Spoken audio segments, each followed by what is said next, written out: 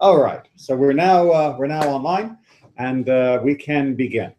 So, who here has seen Princess Bride? Oh, There we go. Okay, good. Yes. One of my favorite all-time movies. Yes. There's a wonderful scene in this movie where the hero is locked in a battle of wits with this scheming, manipulating character. Those of you who have seen it know exactly what I'm talking about. They're sitting on an idyllic picnic spot, and the contest is going to be that there will be 2 goblets of wine, and one of them will be poisoned. Oh. And they each are there's one put in front of each, and the schemer, who's testing his wits and believes he is infallible, is going to figure out which one is poisoned and then choose which one to drink from. And if he's right, if he's able to deduce which one has been poisoned, then he'll win and the other guy will die. And they go through this wonderful scene where he says, it's very simple. I only have to try and figure out whether you would have put the poison in your cup or whether you would have put it in my cup. He says, now only a great fool would put poison in his own cup. So clearly it must be the cup in front of me. He says, on the other hand, you must have known that I would understand that. And clearly, therefore, it couldn't be the one in front of me. It must be in the one in front of you. But only a great fool would drink from the cup that was put in front of him, which means I can't drink from the cup in front of you. But you must have known that I wasn't a great fool, so I clearly can't drink from the cup in front of me. Now, King comes from Australia, and people in Australia is populated by prisoners. That's not really true. And they're used to having people not trust them. So clearly I cannot choose the cup in front. And he goes through all of this. You must have known that I must have known that you would have suspected, and you get tangled into a knot. Vayechi, our parashah for today, we get a little tangled. We get things a little crossed. In particular, we're going to be talking about what appears to be some rather surprising confusion over Joseph's sons, Manasseh and Ephraim, and the blessing that Jacob is trying to give them. So bear that in mind, the idea of you must have known that I would know, that you would have guessed, that I would have also suspected, that you would have thought, that I would have been. Keep that in mind as we go through this and try to work out what's happening, what it means, and hopefully one of the big lessons of the entire book of Genesis that is unfolding here. All right, so we are on chapter 48, the book of Genesis, Vayechi, page 294 if you are in the Eitz Chaim Chumash, and I'm going to need a reader. Oh man, Harriet's already volunteered. Okay. Were you in elementary school? No, I was not actually. Sometime afterward, Joseph was told, your father is ill. So he took with him his 2 sons, Manasseh and Ephraim. When Jacob was told, your son Jacob has come to see you, Israel summoned his strength and sat up in bed. All right, so Jacob is dying. This is 17 or so years after he's come down to Egypt, been reunited with his family, and he's called for Joseph to attend to him in his final days. And he comes bringing his 2 sons, Manasseh and Ephraim. And we're also going to be going back and forth between calling Jacob or Israel. So you're going to have to keep that in mind amongst all the other confusion. And Jacob said to Joseph, El Shaddai appeared to me at Luz in the land of Canaan, and he blessed me and said to me, I will make you fertile and numerous, making of you a community of peoples, and I will assign this land to your offspring to come for an everlasting possession. Now, your 2 sons, who were born to you in the land of Egypt before I came to you in Egypt, shall be mine. Ephraim and Manasseh shall be mine, no less than Reuven and Shimon. But progeny born to you after them shall be yours. They shall be recorded instead of their brothers in their inheritance. I do this because when I was returning from Padan, Rachel died to my sorrow while I was journeying in the land of Canaan, when still some distance short of Ephrath, and I buried her there on the road to Ephrath, now Bethlehem. All right. So this is the formal adoption by Jacob of Ephraim and Manasseh as being sons of Jacob, not merely his grandsons. And that's a legal declaration. It has legal weight because it means that Ephraim and Manasseh will inherit directly from the portion of Jacob, rather than inherit only from a lesser portion that would come through Joseph. That makes sense? And in effect, what this has done by giving two of Joseph's sons equal shares with all the other brothers has made it so that Joseph's line will receive a double portion over the other brothers. Everyone follow that math? Is this a test to see if these other brothers really have changed? I mean, the last parasha, they had changed and were warm and open. But now that their inheritance will be lessened because these two boys are taking a chunk of it. Well, technically, their inheritance is not being lessened. So we have to go through the math here, right? Yeah. So what we normally have. But Joseph doesn't get it here. He does, but he's only gonna get one. Well, no, he's not. So what's happening here is there's supposed to be 12 sons of Jacob, 12 sons of Jacob. What's that? Well, yes and no. Yes. So in a usual pattern, what would happen would be that if you had 12 sons, when their father died, you'd come up with 13 portions, right? You would divide all of the inheritance into 13 equal slots, and then the eldest gets 2 portions, and then everyone else gets 1. And that was the fight between Jacob and Esau. And that was the fight between Jacob and Esau. That was specifically the fight over the soup, was when they were doing that. Well, no, that's Then they were fighting over the blessing, which is something separate, Right. But which we're going to get to. Oh, okay. So right now we're talking just about the material inheritance. What Jacob has just done is said, rather than having 12 sons with 13 portions, 2 going to the eldest and 1 going to the rest, I'm instead going to feel as though I have 13 sons, not 14, because Joseph is dropping out. Joseph is essentially being skipped in this inheritance system. And we know that that's the case because what happens when we finally come back to the land of Israel, many, many hundreds of years later, and the land is allotted? Is there a tribal allotment for the house of Joseph? No. There was a tribal allotment for Ephraim, and there was a tribal allotment for Manasseh. So you don't get a Joseph inheritance in this way. Instead, the 13 each get 1. Right? But because Ephraim and Manasseh are from Joseph, they get a total of 2 portions. So Joseph, through his children, gets the double portion of the eldest, but the children themselves officially each only get 1. Okay. This is family dynamics at its most complicated here, folks. Joseph does have to divide his share between his 2 sons. 'Cause he's But not the gonna get oldest his- didn't get double. Right, and because Joseph only divides his own personal inheritance that he's made a second in command of Egypt with his other children that are born after Ephraim and Manasseh. Oh. That's what that last That's line what was that saying. is. Anybody else that's born to you from here on out, they're considered your own, but these 2, they're mine, says Jacob. So is that, wow, I'm sorry. Did you? Okay, yeah, I understand. Jacob adopted these 2 sons. Right. And so that means these 2 sons equal. And but according to the Jewish family law, first question, who is the eldest one? So who's really getting who's getting shortchanged here? The eldest son. Reuben. Yeah. Reuben was the eldest son. So that's my question. Doesn't matter. Joseph is out of picture, whatever. Yeah, So right. right now we have 13 sons. Right. In the 14 list. portions. So we need 14 portions Right. to give. You should, exactly right. We should be getting 14 portions, Yeah.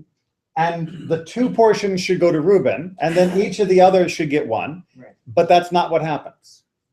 But why? Okay, that's and the Jacob. Perfect decide- question. Right. Okay, Jacob decided 13 portions goes to 13 person. Right. Okay, but according to he cannot change. We don't talk about politics. We don't talk about all this. Right. Just, but Jacob should follow the Jewish law. You know what I mean? Well, that's the big question, Yeah. right? Why isn't he following it in the normal pattern? And the fact is going to be that although he is not following the legal pattern that will be laid down, and which we're going to talk about, he is following the pattern of the entire rest of the book of Genesis, and indeed the pattern that comes throughout the entire rest of the Bible, which is the eldest never comes out on top. And why did Joseph get cut out? Why did Joseph not get his own share in addition to the share of his children? Well, that's a good question. Or do we say that he didn't get cut out because what happened was the transfer to his children was what would have happened inevitably anyway, and he was never going to be able to go to Canaan to inherit that heritage there because Joseph was essentially trapped in the land of Egypt, being number two. The job had some responsibilities, not just privileges. Well, what was the family going to do? Were they going to return to Egypt in Joseph's lifetime? Apparently not. And so Joseph didn't really miss out, even though on paper it looks like he was. But instead, he had got a double portion that ended up going through his children rather than through his hands. Straight through his children. Straight to his children. Right. But do remember, for 20 years he's there in Egypt. He didn't call, he didn't write, he didn't ask how it was. Well, there are those who do argue that. And there's also those who argue that the only reason that Jacob is doing this is because of this very sort of elliptical reference to the death of Rachel. Why would Jacob bring up the death of Rachel when talking about this double portion? And the commentators point out that perhaps this was meant to explain, as well as to convince Joseph, that I know I didn't bury your mother where you would have expected her to have been buried, which is the cave of Machpelah, which is where Abraham and Sarah and where Isaac and Rebekah and where Leah is buried, and where Jacob is going to ask Joseph to bury him. I know that your mom's not buried there, but please don't hold that against me. Look, I'm giving you, through your children, a double portion. So understand that it wasn't because I didn't love your mother. It isn't that I'm trying to shortchange you. I want you to understand that my love for her, my love for you are still very strong. And here, this is one of the best ways I can show it. But Benjamin didn't get anything extra. Well, Benjamin wasn't the oldest of Rachel. Ah, right. Joseph was the firstborn of Rachel, and that's going to come back to our discussion in a little bit as well. All right, so we're good and confused? Yes. Excellent. Now we get to the confusing part. That was the easy part. Now it gets confusing. Noticing Joseph's sons, Israel asked, "Who are these?" So the two boys, well, young men, that he had just said, I'm going to adopt them as my children, he now notices again. I mean, is this senility? Is this, some form of Alzheimer's, where he was just talking about them and now it's like, oh wait, who are you? And he doesn't seem to recognize them. Apparently, this is a little odd. And Joseph said to his father, "They are my sons, whom God has given me here." Here, meaning they were born in Egypt. "Bring them up to me," Jacob said, "that I may bless them." Now, Israel's eyes were dim with age. He could not see. So Joseph brought the children close to him, and he kissed them and embraced them. And Israel said to Joseph, "I never expected to see you again, and here God has let me see your children as well." Very much a grandparent sentiment, right? Oh, for sure. You moved away and you came back to the town, and not only that, but you brought me grandchildren. I mean, what grandparent isn't melting, right? Right. Joseph then removed them from his knees and bowed low with his face to the ground. Joseph took the two of them, Ephraim with his right hand and to Israel's left, and Manasseh with his left hand to Israel's right, and brought them close to him. All right, so we're making sure we got the staging here, right? Manasseh is the eldest, and Ephraim is the youngest. And he's bringing them to Jacob for a blessing, because he just said, let me bless them. And in order to do so, Joseph, let's make sure I get that, has the eldest on Joseph's left hand, and he has, I'm backwards in the camera, and he has, Yes. and he has Ephraim on the other side, right? On too many pronouns, on Jacob's right side. No, I just got that wrong. All right, need to do this with human beings, okay? And if I don't have human beings, I'm going to have to do it with the board, okay? Because there's just too many pronouns of he and they and right and left, Because he's got Manasseh, right? So we have Ephraim, and Jacob's left. And Jacob here on the bed, right? And we have Joseph down here. And Joseph has a hand Those are hands right over here. And of course, Jacob has 2 hands. So this is Jacob's right hand, and this is Jacob's left hand. Remember, I told you this was the confusing bit. That's right. And this is Joseph's right hand, and this is Joseph's left hand.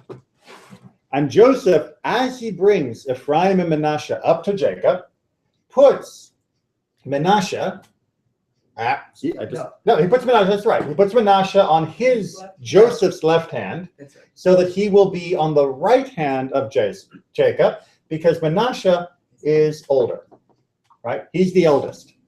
And he puts Ephraim on Joseph's right hand, the usual place where Manasseh would be, but he puts him over here because that way he will be at Jacob's left hand, because Ephraim is the younger. So Joseph is presenting his sons so that from his father's point of view, the right hand of his father will be upon the elder and the left hand of his father will be upon the younger.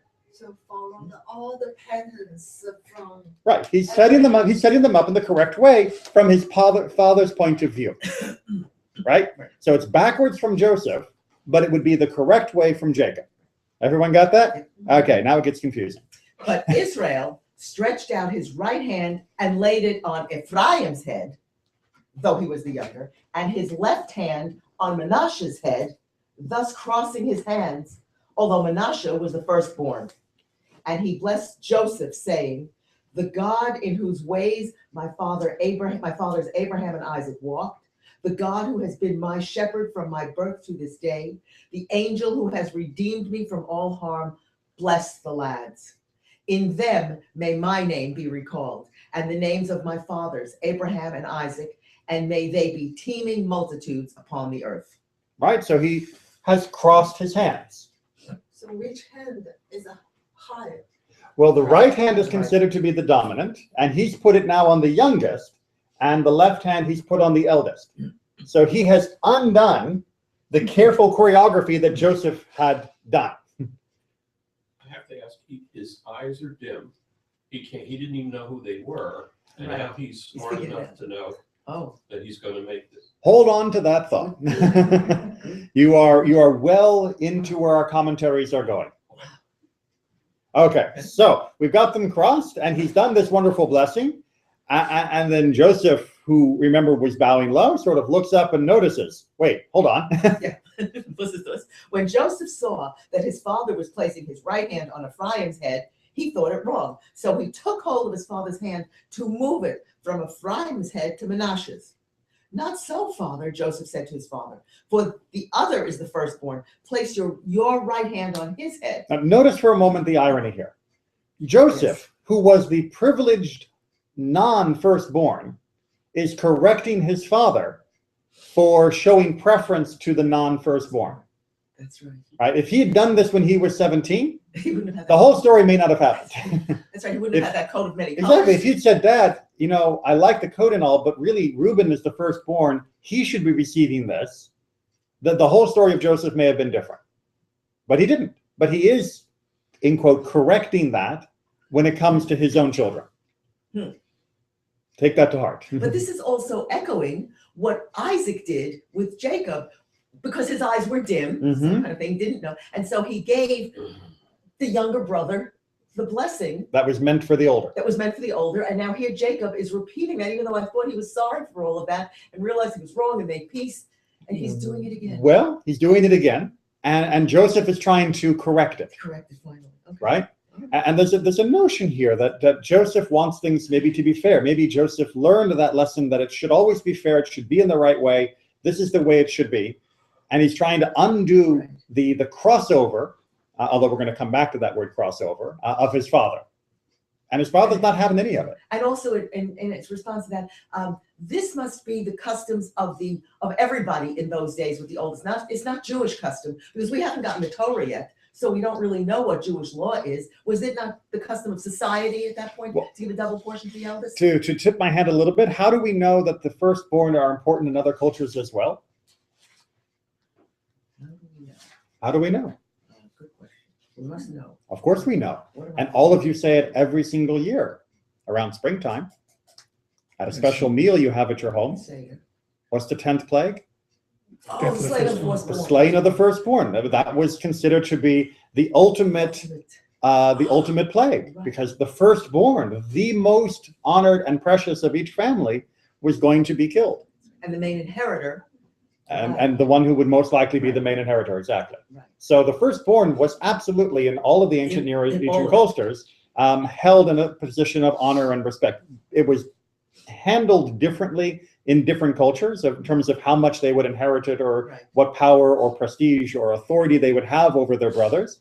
But definitely the firstborn was always given a preferential stake on all of the ancient Near Eastern cultures. So he's got a good reason for going against entire society here. Something's in Jacob's head. He's going against society, but he's keeping true to everything we've seen in the Torah so far, as we're going to see in just a few How minutes. very Jewish of him. Okay. But his father objected, saying, I know, my son, I know. He too shall become a people, and he too shall be great. Yet his younger brother shall be greater than he, and his offspring shall be plentiful enough for nations. So he blessed them that day, saying, by you shall Israel invoke blessings, saying, God make you like Ephraim and Manasseh. Thus he put Ephraim before Manasseh. Okay. Okay.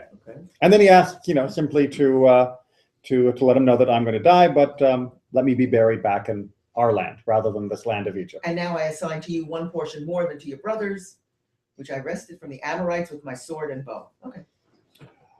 Okay, into the story, right? It's all clear and Yeah. straightforward? Perfectly clear. Except it still has some difficulties, right? Of why this mix-up, and why, well, was it a mix-up? Was it deliberate? Well, did Jacob understand what he was doing? Did he do the right thing? I mean, so much of the pain of the entire book of Genesis came because the younger was given preferential treatment over an older, or because the younger usurped the older. It seems that Joseph had finally decided that even though he had been, blessed by being the younger one, that in fact that sort of blessing was a curse, because it ended up getting them sold into slavery, and that it was better to just be fair, just follow the rules, go according to birth order, and then everything would be right. And Jacob messes it up at the end. Right, Dad, great. One more time, Dad. How many people have said, Dad, I'm raising my children my way. I'm not going to repeat the same mistakes that you and Mom made with me and my brothers. I'm going to do it my own way. And the grandfather or the grandmother was still saying, yeah, but we're going to give the younger one the car for the 16th birthday, and the older one, no, Dad, I'm not doing that anymore. And you can just hear all the Lifetime movie specials going on here. There's a difference in my mind, because with Jacob and Esau, that was a deliberate deception, because it was deemed by the mother anyhow that Esau wasn't suitable. The outcome, absolutely. But both parents had deliberately preferred one child over the other. Right. So yes, there was definitely a deception in terms of who usurped whom, but the Torah made it clear that that was God's plan. But Jacob is the younger Mm-hmm.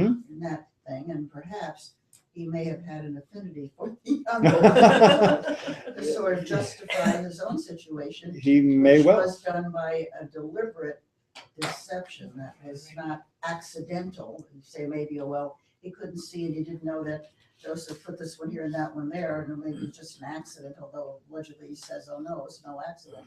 Well, But to me, there's a difference between the two. Right, which is why we have to try and unravel what was going on. Yeah. Was it deliberate? Was it an accident between Jacob and Joseph and these two boys? Or we won't really understand what the Torah is trying to teach us here.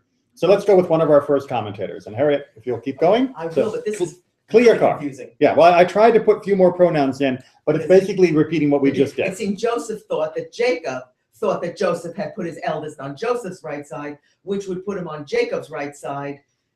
Okay. Okay, so what basically the clear car is trying to say in this part of his commentary is what we did with the map.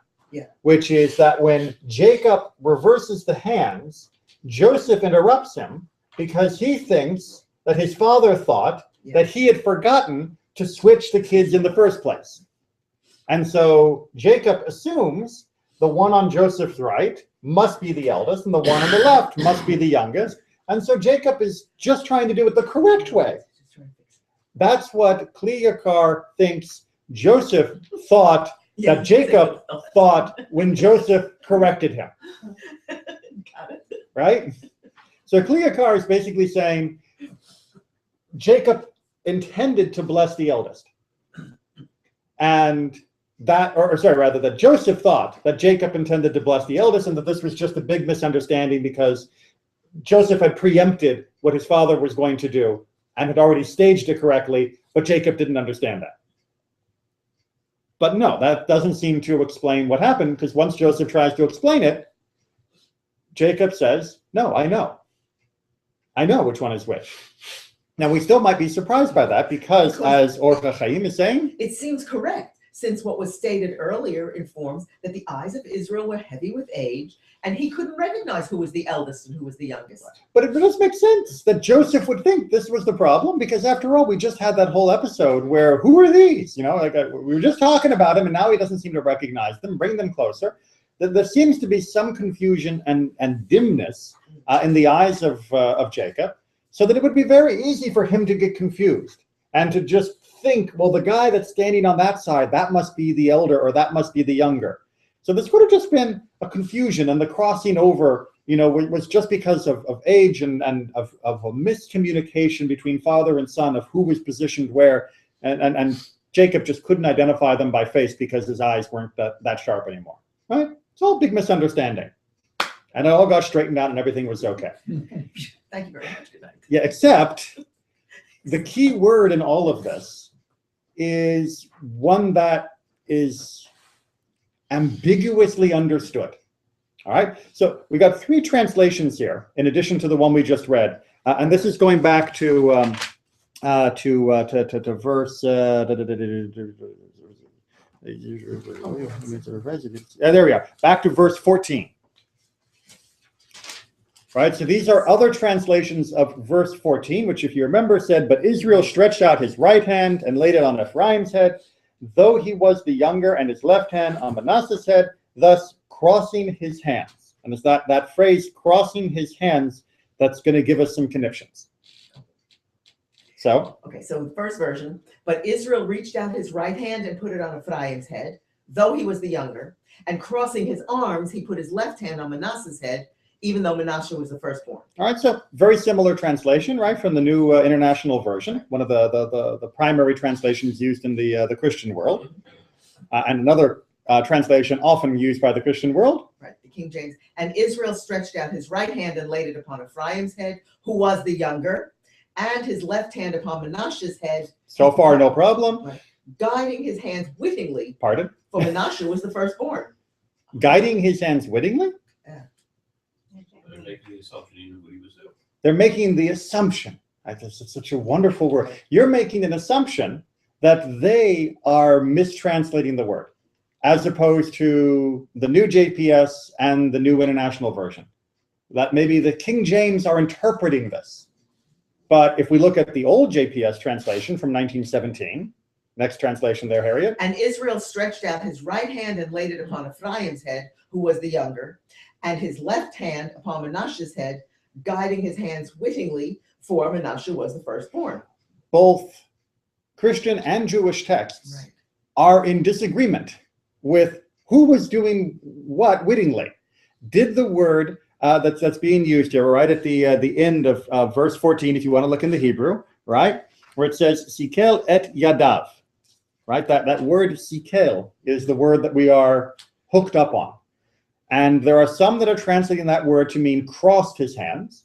And there are others that are using it to mean from the word sechel, which you might know from modern Hebrew as well, to do something comprehending, with comprehension, with understanding, knowingly, or wittingly in slightly older English style. And both seem to be reasonable possibilities. That either he crossed his hands and it just sort of happened, or he was deliberately putting his hands where he was putting them. And the crossing is incidental.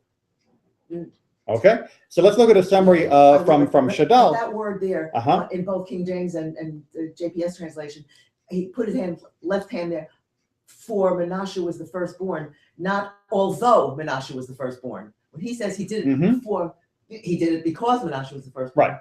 not he did it, although that's an interpretation that I would never have noticed on one word. Right. Well, Total because the difference. next word that comes after that is ki, Ki. right? Which means because.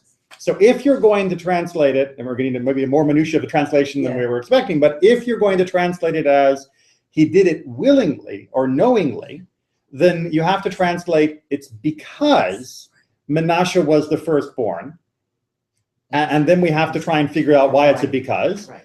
And if you translate it as he just crossed it, then that ki, Yeah. which more often than not is translated as because, has to be translated as something like even though or despite. Yes. But in either case, Mhm. the crossing of the arms or the placing of the arms wittingly, Mhm. he's still doing it wittingly. He's not doing it by accident. Well, we only find that out a few verses down when he responds to the rebuttal of Joseph. At this point in the Why text, would he cross his arms? Right, because otherwise he would have just done this. why would he cross his arms? Because of what Kliyakar said, or Because Chachaim he said, thought that which Joseph is brought him- he thought that he thought that he thought, and so he ended up over here. I'll take the goblet in front of you because I won't take the one in front of me, because you wouldn't have put your oldest son on your right, left hand, because you would have had him on your right. So he might have outthought Joseph, who was already trying to help his dad, because his dad didn't see so well, because his dad didn't recognize the kids 2 verses before. So it could just be confusion, and therefore he put the hands on the wrong heads, even though Menashe was the eldest, or he put him on the wrong hands because this was what he wanted to do, that he was doing it deliberately. Right. So the translation of this little word has been a thorn in our tradition side, and as you can see, even up in the modern times, there's not unanimity about how this should be translated. And I'll tell you a story later about this. Can Okay. he, in the syntax, be translated as although?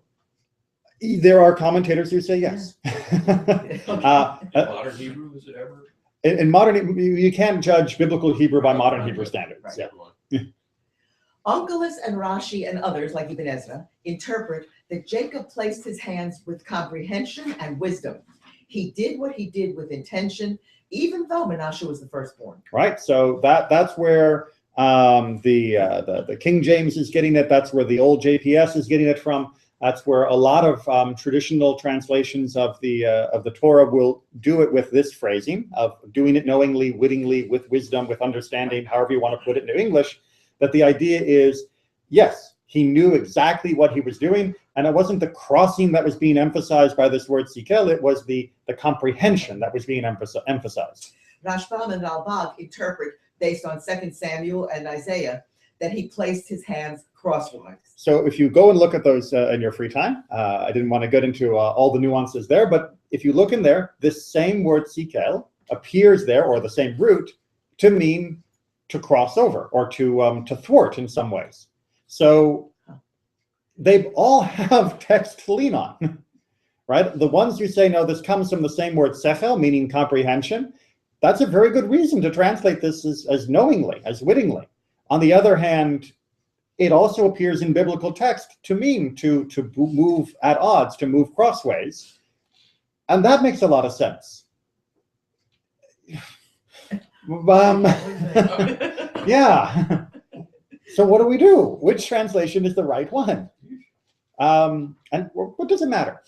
Right? Does it matter whether Jacob was just blessing incoherently in his dotage, or whether he was doing this deliberately? Does it matter that this was just a slight misunderstanding, or whether this was a major policy statement? I mean, does it matter? Yeah. Well, since we bless our children as Ephraim and Menashe, based upon this scene, it does kind of make sense to figure out what was going on. And it does sort of weigh on us, which, as we can see from Sifrei, that's what we say very deliberately. Yeah, whoever wishes to bless his sons will bless them with their blessing, and a parent will say, may God make you like Ephraim and like Menashe. Which is what we just read. Every Friday night. Right, every Friday, exactly. And, to boot if we needed other times too. So apparently this blessing becomes the paradigm for what we bless our sons with. And the act that it's taking place in is a very confused family scene. But the overall message that the youngest, or the non-eldest, I should be more precise, often will trump the eldest, seems to be a very predictable pattern, which, as you can see from our list here, we have a number of different generations, and I didn't have room to put all of the examples in the Bible, so I went for some of the more famous or more recent in this family in Genesis. But all the way through Genesis, no eldest ever gets first pick. There's one exception to that, which is Abraham, which if we have time, we'll come back to maybe unravel that a bit. But of all of the other lineages that we get where we hear the outcome of first and second borns and whatnot, the eldest don't make it. The eldest are not number one. They're number one in birth order, but they're not number one in terms of the covenant, in terms of history, in terms of prestige, in terms of power, and in terms of just about any measure that we would normally use as success. Right, everyone taking a quick look through that list? Right, okay, fairly exhaustive as a matter of fact. And especially when we get into the times of the kings, you don't even have to be near number one to end up being the successor. You can be David, which is at the bottom of his father's pile of other children. And you can be Solomon, who's smack dab in the middle of the pack of David's recorded sons, at least. So what do we make of this? Okay, well, one way to begin to perhaps unravel some of this is to look at a more explicit statement of when God does or doesn't prefer certain people.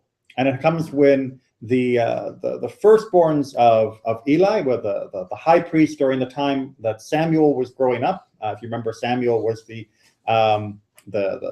prayed for son of Hannah. If you don't remember that, you need to pay better attention during the holidays. And as he's growing up, the sons of Eli, who are the obvious successors, the heir apparents for being the high priests in charge of the tabernacle, are terrible. They're, I don't know if I need to be PG or not, but they are involved intimately with many of the female worshipers at the tabernacle. And they are not treating at all their position, their status, and God with respect. And so God tells their dad this wonderful message. Why do you honor your sons more than me by fattening yourselves on the choicest parts of every offering made by my people Israel? Therefore, the Lord, the God of Israel, declares, I promised that members of your family would minister before me forever. That's the promise given to Aaron, which was that Aaron and his sons and their sons and their sons and their sons and their sons would be the Kohanim, would be the priests forever. And now God is saying, I'm going to put a little caveat on that promise. But now the Lord declares, those who honor me, I will honor, but those who despise me will be disdained. The time is coming when I will cut short your strength and the strength of your priestly house. Don't just think, says God, that because you have inherited the title of Kohen, because you were born to the correct father, from the correct father, from the correct father, and all the way back, that you've got a free ride. Because that's not the way it's going to work.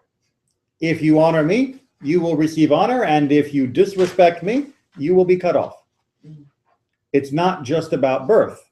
Even for the priests, even for the Kohanim, it's not just about birth.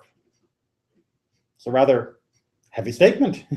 Because after all, we know that the firstborn is important. We know that birth order is critical. The quote that we have here. But apparently, in this one, what he's saying is, the oldest have not been appreciating this. They're No. not behaving properly. Absolutely so you not. can't, I'm not going to keep giving you all these goodies Right. when you're behaving wrong. Not only are they not behaving properly, they're exploiting their status. Mhm. And that's just completely antithetical to what God has wanted to achieve. And so God is saying, I'm not going to be bound by some law of inheritance of right and privilege if you're not going to be bound by my law of proper behavior and of doing your job the way that you have been instructed to do so. And that's kind of shocking. Yes. Because we know the firstborn, those with special preferential birth order status, are meant to be treated right. Well, but the example is even in Great Britain. Mm-hmm. The oldest in heresy becomes the king. Right. Nobody has yet said, you're not really good enough and smart enough. Your brother is better, so we're going to change that order and you get in. Well, they do, and then they fight wars. And then they fight wars. Yes, when Yes. you do that. Yes. Yeah. Then say to Pharaoh, this is what the Lord says. Israel is my firstborn son, and I told you, let my son go so he may worship me. But you refused to let him go, so I will kill your firstborn son. So in case you were unsure of why the slaying of the firstborn was the capstone plague, God is trying to make the comparison very, very clear to Pharaoh. Why the firstborn as the target of Egypt? Why? What's the explanation that God's giving here?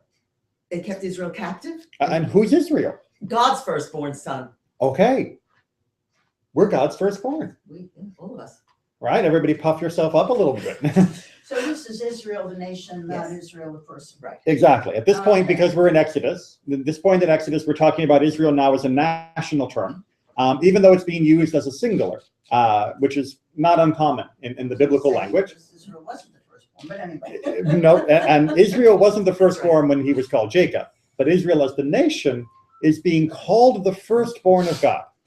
And therefore, what do firstborns get? Double portion.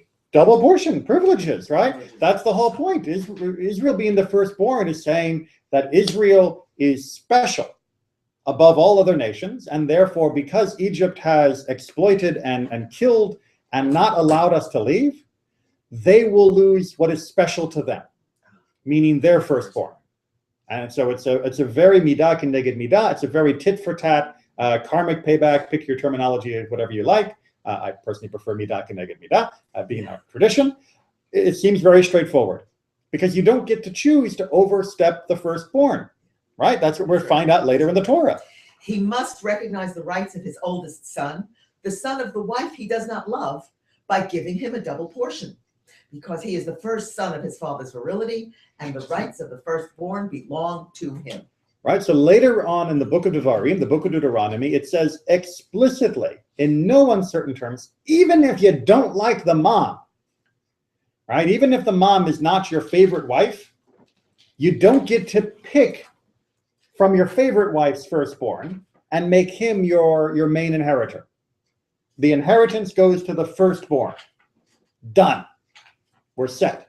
Except this contradicts the first paragraph on the page, who says, I'm going to honor those who honor me, and those who disdain me, I won't. So if the oldest son is not honoring you, you still must give him the, he can do whatever he wants, and he still gets everything. Well, and that's the question. Yeah, it is. It's very right. So do we have a preference for the firstborn or not? Do firstborns get privileges or don't they? Israel is called God's firstborn and used as an explanation for why the slaying of Egypt's firstborn is going to be happening. We're told in Deuteronomy that you're not allowed to take away the rights and privileges of the firstborn. They are obligated to get a double portion, even if the mother is not your favorite wife. And yet throughout all of the book of Genesis, the firstborns never get number one status. And we see explicitly here in the section we read from Samuel that God is saying, I'm going to honor those who honor me. And it's not going to be about birth order privileges. It's going to be about deservingness. Was it a matter of all things being equal, then the firstborn inherits?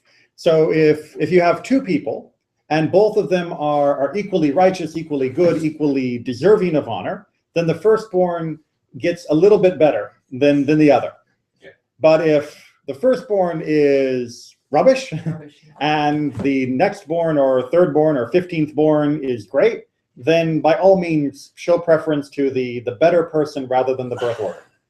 Maybe. That's what seems to Maybe. be happening in the pattern. It's complicated, isn't it? Yeah. Because even though God has called us the firstborn, and as somebody who is deserving of therefore this honor, this preference, this privilege, we get also in the book of Deuteronomy a very different description of our status in the eyes of God.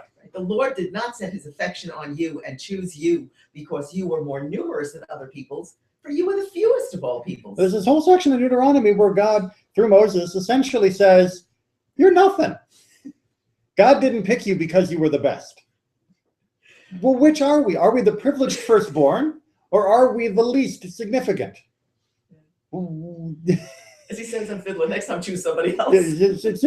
It's really confusing, right? Remember, we've got the whole arm crossing thing going on back before about which one was going to get the blessing and who and why, and were they just confused?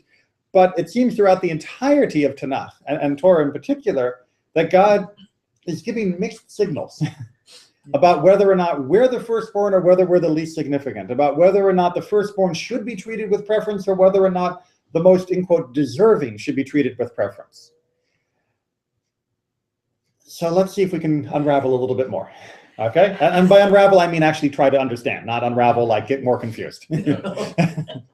How come Jacob handed the right of the firstborn over to Joseph in particular? Right, so that's the question that most of us didn't ask, which was, okay, we can sort of understand why Reuben didn't get the rights that he got, you know, the whole father's couch thing.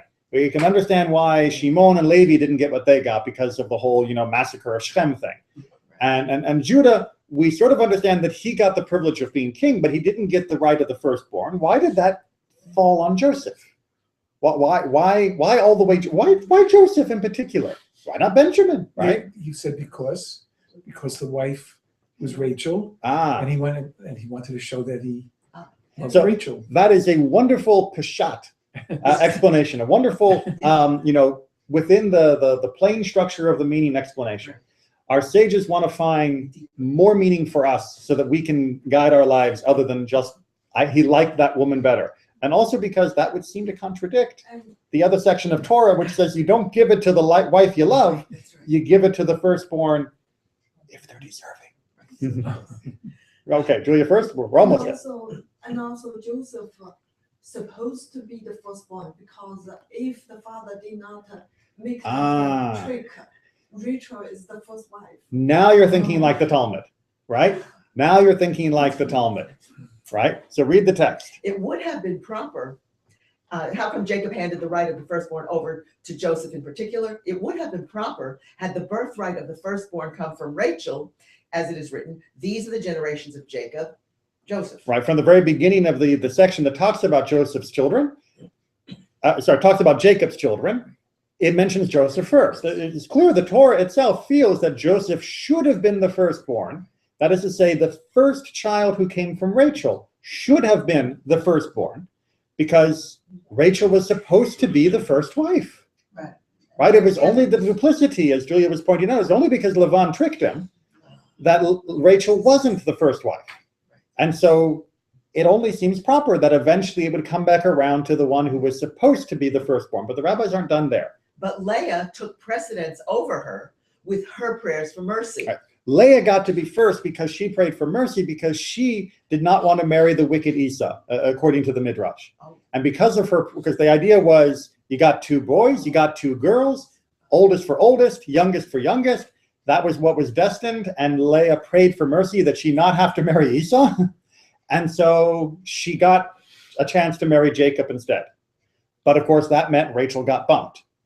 Nonetheless, because of the restraint that was Rachel's trait, the Holy One, blessed be he, restored the right of the firstborn to her. Again, according to the Midrash, Rachel had to cooperate with her sister Leah in order to pull off the deception. The Midrash, in case you're not familiar with it, it's one of the more famous ones, but if you're not, was that Jacob knew that Lavan was going to try and trick him. Right? Jacob thought that Lavan thought that he thought that he... Right? Jacob knew Lavan was going to try and trick him. And so Jacob went to Rachel and said, okay, you know what, your dad, I'm going to outsmart him. So here are the code words that you're going to give me so that I'll know it's really you under all that veil. And that way, I'll be sure to marry the right one. And Rachel goes back and goes, man, I want to marry him and do what's right. But if I do that, my sister Leah is not just getting at Esau, but she's going to be standing there to be married. And when he gives her the code word and she can't respond, she'll be exposed and she's going to be humiliated. And so Rachel told Leah the code. And that meant that Jacob was deceived, not just by Lavan, but also by Rachel, because she did not want her sister to be humiliated. And because of that good trait, her proper position as mother of the firstborn inheritor of Jacob was restored in the end. Everyone following this? That's very nice. Right?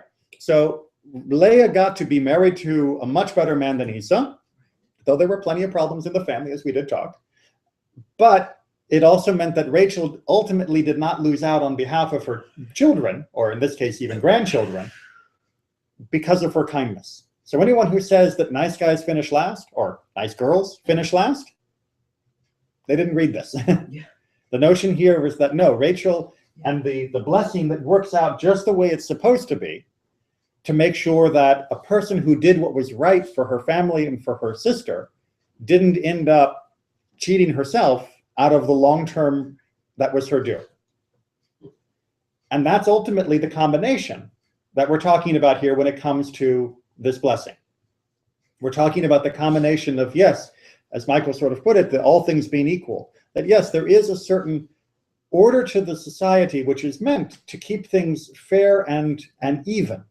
And that means that the firstborn is going to be treated slightly differently. That was simply part of the social fabric of the days in order to ensure that there would be some concentration of the family wealth. It would not be too diluted among all of the children, but everyone would get some share, and that there wouldn't be as much arguing or bickering over who got what. But personal merit plays a huge role in what the actual blessing will turn into. Right? So yes, birth order gives you a certain set of what you can expect, but personal merit becomes the guarantee for the blessing. That there may be a birthright, but that doesn't mean you get the birth blessing without having to earn it. And Judaism has played with this, this balance, this confusion of, is it merit or is it birth, for our entire existence, right down to this very point. Are we God's firstborn, most cherished and chosen nation simply by birth? You know, we were born Jewish, therefore we're number one. Yay! And I don't have to do anything else. Or do we earn that? And really, we're in fact the least of the people, and the only thing that makes us great is Torah and our striving. And the answer is yes. Yes. It's both. That we were born with an incredible position, an incredible gift, incredible privileges. And we're also born with an incredible responsibility that we have to do more with those gifts and privileges than anyone else would in order to be truly deserving of what we've been offered. Is this the tension between grace, state of grace, and behavior in terms of good works? Yes. As a way of putting it, yes. The notion that all Jews have a share in the world to come, but all Jews also have this massive list of responsibilities that they are expected to live up to, is not contradictory in the Jewish mind. That we may have been granted this boon, but we have to continually prove that we're worth it. And ultimately, this gets summed up by Rambam of what is the ultimate achievement, and is it through birth or is it through effort? 3 crowns were conferred upon Israel: the crown of Torah, the crown of priesthood, and the crown of royalty. Aaron and his descendants merited the crown of priesthood. And there's a proof text there. David and his descendants merited the crown of royalty. Another proof text, and you can look this up if you want the full text.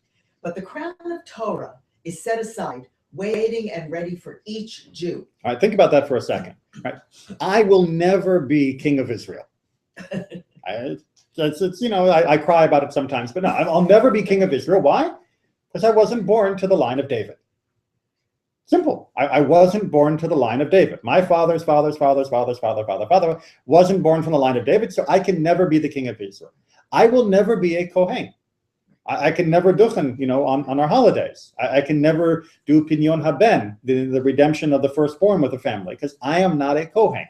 Again, because my father's father wasn't from the Kohanic families. Those crowns are denied to me. But apparently the crown of Torah is waiting and ready for every Jew. The crown is there, but it is waiting for us. Right? It is a birthright that must be earned. That must be taken. Keep that image in mind. It's not that the crown itself is created. The crown is there. It's ready and waiting. It already belongs to us, but it's waiting for us to come get it. Whoever desires may come and take it. The crown of Torah is greater than the other 2. Our sages have declared that even a mamzer, who is a Torah sage, takes precedence over a high priest who is an ignoramus. Right, and mamzer, by the way, is not being used in the Yiddish form here. Okay, that's right? Right. Well, it's a technical term. It's a technical term, right? It's being used by someone who is on the very fringe, outside of the community, because of the transgressions involved in their conception. that they, if they are a Torah sage, have earned the crown of Torah. And they take precedence in honor and status over the most worthy high priest, who happens to also be an imbecile.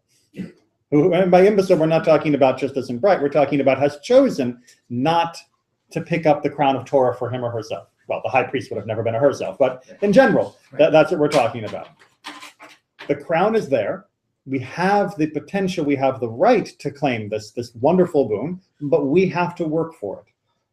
And that was something that throughout the whole book of Genesis was trying to be made clear. Who is it that rises to the top in all of these cases? It's the child. In these cases, the son, although with Rachel and Leah, we saw one episode with girls as well, who did the most, who worked the hardest. Not who was perfect. Certainly, all of them at different points made mistakes. And that explains the one exception, which I mentioned way back near our beginning of our time, the one exception of a firstborn who ended up being the inheritor of the covenant and respect of God, which was, oh, come on, it was less than an hour ago. What's the exception? Abraham, as the firstborn of Terach. And why? Because Abraham is considered to have been the man who on his own fought and struggled to discover God and establish God's presence in the world again. That's what's asked of us. And if you're a firstborn and you do that, that's amazing. And if you're not a firstborn, you can do that and you can still take the crown of Torah. And that crown is superior to all other crowns that are available, even the crown of the firstborn. All of this is about paternity. Mm-hmm. Let me ask you something that puzzles me. Okay, we have Sarah being a wife, Mm-hmm. and Hagar not a wife. A wife of a different status, yes. And we have Rachel and Leah are Mhm. wives, but the other two, Bilhah and Zilpah, exactly. are not. Right. Okay. I'm not clear in my mind what makes a wife who has children Mm-hmm. and the non-wife Right. who has children, and they're all part of the same household. Right. What is either the legality or the morality that makes one a wife and one not a wife? That's a much longer conversation than we can get into. What I'm just going to say is we're gonna wrap up this class. I'm going to turn off the camera and we can talk for another 10 minutes about that. Okay? Because it's a very important digression, but one that I want to make sure we can talk about because it gets technical. So let me just hit click and say Happy New Year's to everyone, and keep studying. And you got yourself a crown in waiting. That's much better than those silly crowns people wear for New Year's. Almost. The tiaras are not there. Where's my mouse?